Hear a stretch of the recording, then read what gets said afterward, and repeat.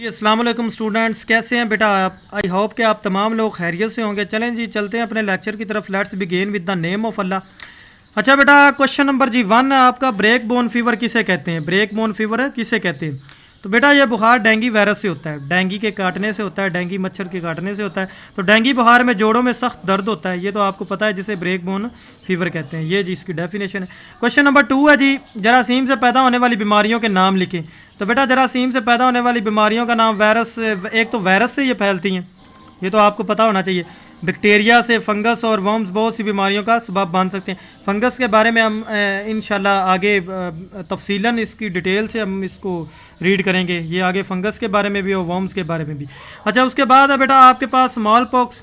तो बेटा small pox, ये शॉर्ट क्वेश्चन नंबर 3, एक फौरी तौर पर फैलने वाली मुतअद्दी मर्ज है। ये बात याद रखना, ये वायरस ऐसा है बेटा कि दुनिया में कहीं भी नहीं पाया जाता, सिवाय चंद ममालिक के, उनमें ये पाया जाता है जहाँ पर लेबॉर्ट्री के लिए, तजर्बात के लिए उन्होंने भी रखा हुआ है।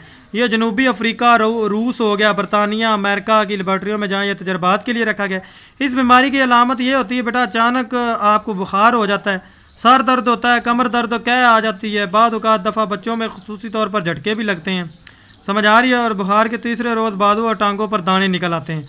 ये जी आप कर लेना। उसके बाद चलते हैं जी आगे जी पोलियो की तरफ। पोलियो बीमार बच्चों को अलग कमरे में रखना चाहिए। बेसिकली ये बेटा आपके पास, ये आप कह सकते हैं कि पोलियो से बचने का अहम तरीका कौन सा है?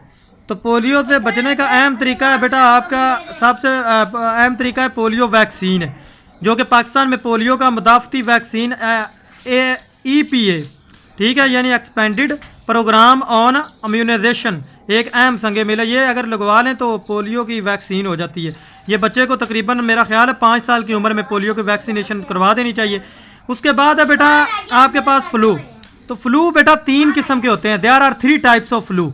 3 इकसाम के फ्लू होते हैं बेटा। ये एक होता है A टाइप, एक होता है B टाइप और एक होता है C टाइप इन्फ्लुएंजा वायरस, लेकिन ये ज़्यादा ख़तरनाक इसमें से B इकसाम है। तो ये बेटा आ सकता है क्वेश्चन में। इसमें बेटा ये होता है कि इन्फ्लुएंजा बहुत तेज़ी से फैलने वाली ये बीमारी इक्का दुक्का मरीजों से ये फैलता है। इक्का दुक्का का मतलब है 1-2 मरीजों से, पूरी दुनिया को लपेट में फिर ले लेता है। इस बीमारी में गला ख़राब हो जाता है, मरीज़ को बुखार हो जाता है, खांसी हो जाती है। पिछले दिनों में आपने लास्ट डेज में आपने चेक किया होगा कि सारे लोगों को ये बीमारी बड़ी तेज़ी से फैल रही थी जब ये कोरोना वायरस का भी इशू हुआ था। तो नाक की झल्ली और आंखों से भी पानी बहता है बेटा।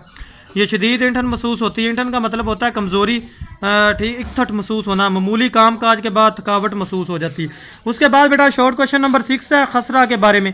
तो ये बेटा खसरा बेसिकली 2 या 3 दिन बाद आप, ये भी एक मुतअद्दी बीमारी है, ये बच्चों में बहुत ज़्यादा फैलता है। बुखार, ठंडा बहता हुआ नाक, दुखती हुई आंखें, खांसी की इलामात इसमें शामिल है। ये बेटा 2-3 दिन बाद कोप्लेक्स स्पॉट मुंह के अंदर, यानी नमक के ज़रों जैसे छोटे छोटे सफ़ेद धब्बे नमूदार हो जाते हैं, जिससे जहर होता है कि ये आपको क्या हो गया जी, खसरा हो गया। उसके बाद चलते हैं जी आगे। ये आगे फिर नेक्स्ट हम इंशाल्लाह कल करेंगे। ये 6 तक मैंने शॉर्ट क्वेश्चन करवाए हैं। तो बेटा आपसे एक दरख्वास्त है, मेरी रिक्वेस्ट है, वो ये है बेटा कि थर्सडे वाले दिन आपका मैथ का भी टेस्ट है, 9th क्लास आर्ट्स मैथ का। तो वो मैं जो आपको 7 चैप्टर करवा रहा हूँ ना, ये सजेशन मुझे आप लोगों ने देनी कि मैं हाफ चैप्टर टेस्ट में रखूं या फुल चैप्टर ही रख दूं।